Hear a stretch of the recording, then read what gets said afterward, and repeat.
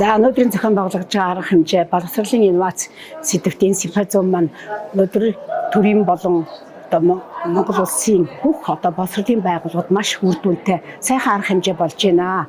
За энэ арга хэмжээнд явагдаж байгаа илтгэлүүдээс ингээд сонсоход үнэхээр Монгол улсад боловсролын өрсөлдөх чадрыг дээшлүүлэх боломж энэ зүйлүүдийг хийж чадах юм бол бүрэн хэмжээнд байж болохоор байна гэж харагдаж байна. Тийм учраас бид нар энэ дижитал технологиг 900-д амьдарч байгаа хүмүүсийн хувьд энэ дижитал AI гэдэг энэ зүйлүүдийг ашиглаад боловсролынхаа өрсөлдөх чадварыг сайжруулах, төрийн бодлоготой тусгах, сургуулиуд хөтөлбөрөө шинжлэх, боловсролын инновацийг бүрдүүлэх зайлшгүй шаардлагууд бий болчихжээ. Тийм учраас бидний ихтэй сургуульд ялангуяа өрсөлдөөнд байх уу, амьд үлдэх үгүй юу гэдэг шийдвэрлэх асуудал маань бидний энэ AI-г ашиглаад хийж байгаа шинжилгэүүдийг бидний дэлхийд өрсөлдөх чадвартай мэрэгчлэн бэлдэх гэдэг гол зорилготой хүрэх юм боломжуудыг олгох юм байна гэдэг нь эндээс харагдаж байна. Тийм учраас өнөөдрийн энэ лекцүүдээс бид нар бүх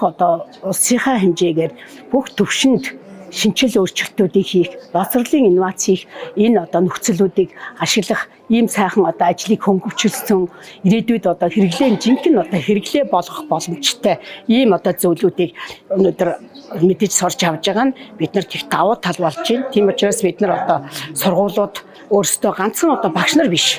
Тийм ээ, тэр мэрэгжлийн боловсролд оролцож байгаа бүх хүмүүс, удирдлага, мэрэгчлэтнүүд, хөтөлбөрийн энэ зохицуулагчид тэр бүхний зүйлд дахин ийм өөрсдөө сургалтуудыг хийж агаад бүр энэ шинжилгээг бодитоор хэрэгжүүлэх боломж байгааг ашиглах шаардлагатай байна гэж үзэж байна.